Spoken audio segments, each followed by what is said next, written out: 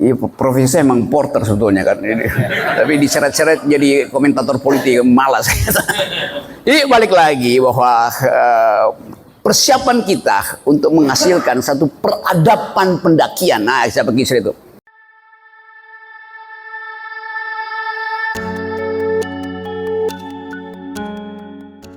Oke, jadi tadi saya terangkan bahwa setiap gunung itu dia punya paru-paru. Setiap gunung itu dia punya ginjal, dia punya pembuluh darah. Dan Rinjani udah jadi pembuluh darah global. Semua orang kesini tuh, datang sini tuh Rinjani, trail running segala macamnya, 25, 100 segala macam. Saya pengurus panjat tebing Indonesia tuh. Dan jadi bayangkan kenapa orang datang ke Rinjani. Karena udah bosen dengan gunung-gunung, ya gunung-gunung di Eropa ya udah lah gunung yang es ditutup es. Beda dengan gunung di Himalaya. Himalaya itu hasil tumbukan antara anak benua India dan benua Asia sehingga dia runcing itu, sehingga gunung di Himalaya itu yang 7.000-an itu mungkin ada 300 gunung di situ. Jadi orang merasa tidak bosen ke Himalaya karena varieties dari puncaknya beda-beda tuh. Rinjani uniknya orang mulai melihat geologi, sejarah geologi dari Rinjani. Orang pelajari juga akhirnya kan. Buat ternyata satu Lombok ini sebenarnya gunung. Puncaknya dari Rinjani 5 juta tahun yang lalu tuh. Jadi bagian ini mesti diterangkan supaya orang dapat pengetahuan ekstra, bukan sekedar puncak Rinjani, tapi asal usul dari gunung itu. Kenapa Lombok itu disebut sebagai gunung purba? Kenapa Danau Toba sebagai gunung purba? Atau satu waktu saya naik ke Tambora tuh. Tambora itu meletus 1815. Tingginya tuh 5.000 sekian. Waktu meletus tinggal separuh. Sekarang kita bertanya, kemana separuh itu? Kan dia bisa diceritakan sebagai narasi kan. Kalau diterangkan misalnya, gunung itu sudah meletus, 2 minggu kemudian baru Raffles tahu bahwa ada gunung meletus. Itu artinya tidak ada teknologi pada waktu itu untuk memberitahu gunung itu meletus, tinggal separuh tuh. Separuh itu 30, 40 tahun, 50 tahun kemudian, 100 tahun kemudian jejak ada di kutub utara tuh. Abu dari Gunung Tambora itu kan. Nah kalau misalnya NTB datang ke Prancis, ceritakan pada orang Prancis, Napoleon itu tidak dikalahkan oleh tentara Prusia, tapi dikalahkan oleh Abu Gunung Tambora. Kan kita tahu sejarahnya kan.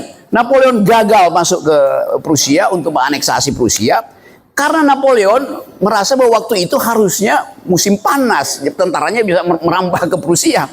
Ternyata musim gugurnya itu, musim dinginnya itu bertambah 6 bulan. Yang oleh di dalam sejarah dunia disebut musim dingin paling lama di Eropa adalah 1815, 1816.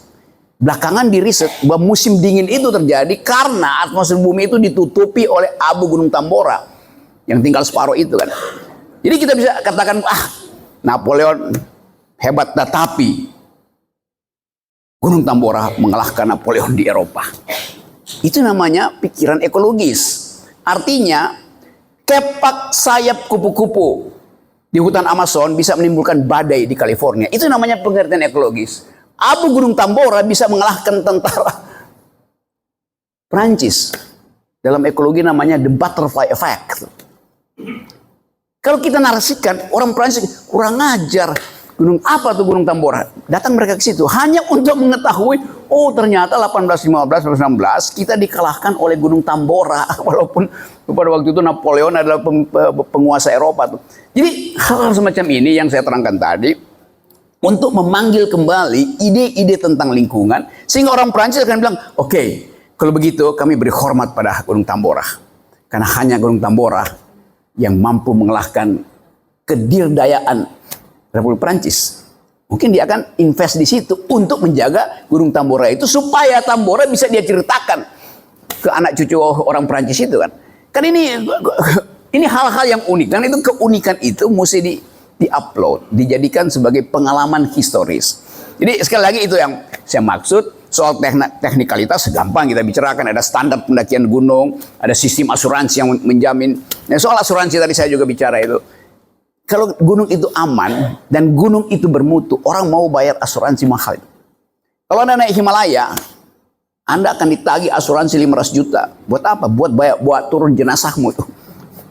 Karena udah standar di sana naik Himalaya, artinya udah separuh udah pasti tewas itu kan.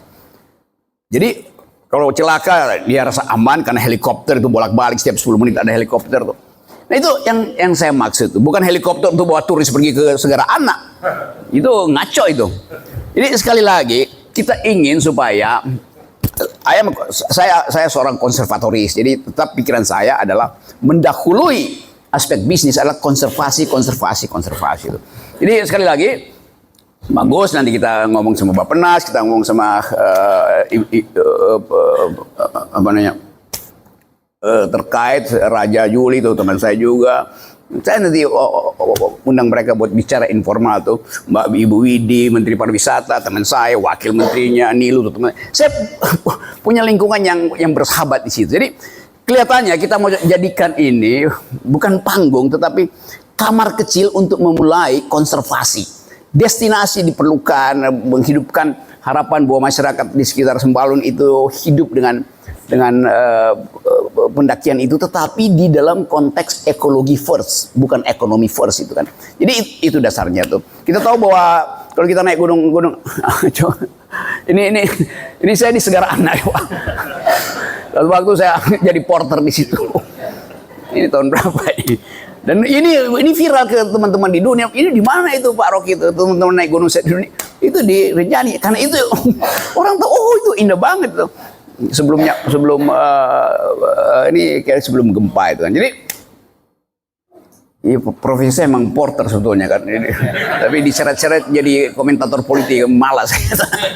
Jadi balik lagi bahwa persiapan kita untuk menghasilkan satu peradaban pendakian. Nah, saya pergi itu. Apa namanya? Itu yang mesti di sustainability kan itu kan. Karena ya oke, kita bicara sekarang tentang hilirisasi, sustainability, tapi problemnya adalah the sustainability of the idea of sustainable development. Itu yang harus dirawat. Sustainability itu ada teknokratis, tapi merawat sustainability itu ada pekerjaan culture. Jadi culture matters at all cost itu kan. Dan saya tahu ini para ekonom berupaya untuk mencari efisiensi segala macam. Tapi di belakang ilmu ekonomi itu kan ada ilmu moral. Adam Smith itu pertama-tama adalah moral philosopher, baru jadi ekonomikus yang dielulukan. Jadi kita kembalikan bahwa semua sentimen tentang alam itu basisnya adalah moral call, panggilan moral kita tuh. Terima kasih. Ya, saya senang ini dapat tadi banyak ide dan cara untuk menempatkan ide itu di dalam upaya untuk menghasilkan wisdom di dalam policies itu. Oke. Ritual betul itu, dan semua gunung sebetulnya ada ritusnya. Saya naik macam-macam. Misalnya saya naik Gunung Gamalama di Ternate itu, begitu sebelum mulai masuk ke hutan primernya itu mesti ada doa, nunggu sampai ada mata airnya muncul. Ini mata airnya muncul. Begitu mendekati puncak itu ada doa lagi, sehingga dan itu saya alami bahwa itu tertutup dengan kabut, begitu ada doa dia hilang kabutnya. Tentu ilmu pengetahuan bisa menjelaskan itu, bahwa frekuensi suara kita itu diterima oleh alam sehingga dia bersekutu dengan molekul-molekul udara lalu ada terbuka. Itu bisa ditang. Jadi sebetulnya adat, agama dan ilmu pengetahuan bekerja untuk konservasi. Itu kita sebut sebagai hukum alam itu. Sekali lagi itu bagus. Jadi ritual itu memang orang Prancis bilang rite de passage, ritual untuk memulai perjalanan itu tuh. Nah, rite de passage ini, ritual ini yang mesti diterangkan tadi bahwa itu orang akan anggap itu ritual. Tetapi kalau ritual itu didasarkan pada adat, didasarkan pada ajaran agama itu, diterangkan sebagai konservasi yang sebetulnya dari awal begitu konservasi. Kalau diikuti ya pasti aman itu kan. Lalu ada teknik lain untuk mitigasi kalau terjadi bencana. Jadi saya kira itu dituliskan aja secara sempurna tuh. Ya ada Quran, BSMB gitu, dan ya kutip aja lebih lengkap. Misalnya mereka yang Muslim tahu bahwa ada ayat di dalam kitab Ar-Rum yang bunyinya kira-kira begini, sudah terlihat tanda-tanda kerusakan di laut dan di darat, dan sebagian dari akibatnya sudah kami perlihatkan pada mereka yang mau berpikir. Bayangkan, Quran itu sudah memberitahu akibat dari kerusakan itu sudah kami beritahu sebagian sehingga Anda menderita, kira-kira begitu dalilnya. Apalagi kalau seluruhnya kami limpahkan kerusakan itu, punah manusia kan. Tetapi Allah Subhanahu wa taala menurunkan itu untuk mengatakan bahwa sebagian udah kalian ketahui, maka yang sisanya pelajari dong dengan otak, kan begitu maksudnya kan. Jadi itu diterangkan aja. Jadi ada pemandu nanti terangkan, mereka yang Muslim diterangkan, ayat-ayat lain juga banyak betul ayat teologi yang memungkinkan orang itu sebelum dia masuk langkah pertama di pintu hutan, dia mengerti bahwa dia sedang berhadapan dengan mysterium tremendum. Nah itu istilahnya tuh. Satu misteri yang menggetarkan. Tremendum artinya bikin tremor di kepala, tapi di dalamnya ada misteri. Nah itu sebetulnya pintu yang saya sebutkan tadi. Soal teknikalitas ya kita bisa omongkan macam-macam. Tetapi sekaligus keterangan tadi, adat mengatur itu, agama mengatur, teologi mengatur, ekologi mengatur, tapi kekuasaan memberantakkan aturan itu.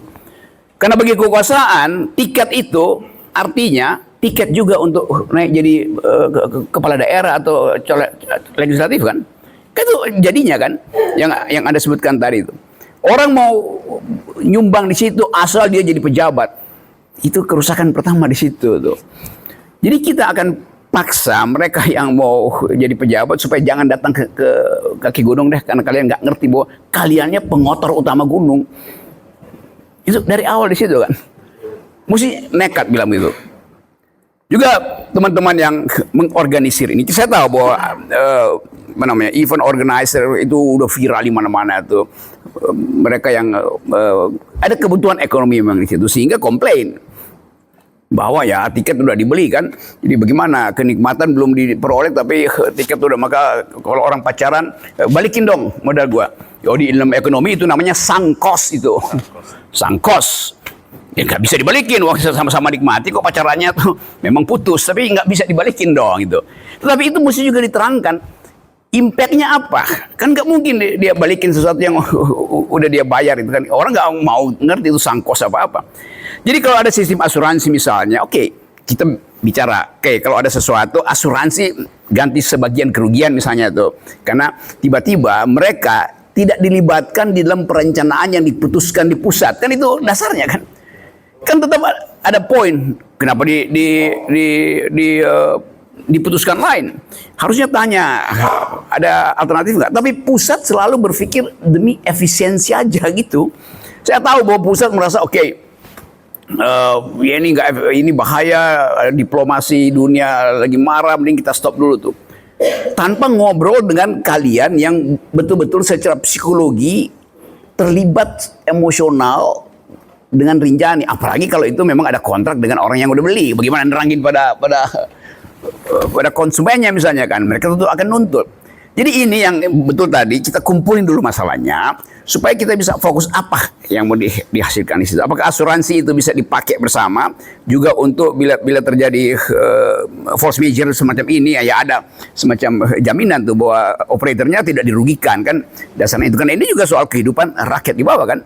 Tapi seringkali pembuat kebijakan yang kebanyakan para ekonomi di Jakarta itu membypass saja tuh demi efisiensi, stop dulu kan. Economics doesn't lie, economics does. Ilmu ekonomi tidak berbohong, para ekonomi yang berbohong. Kenapa? Karena mereka bersekutu dengan politisi itu. Dalilnya begitu.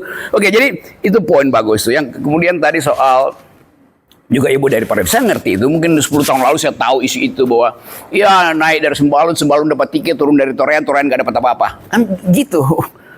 Jadi yang keluar itu cuma bersihin sampah, sementara tiket masuknya yang peroleh pada Sembalun. Jadi persaingan itu juga masuk akal.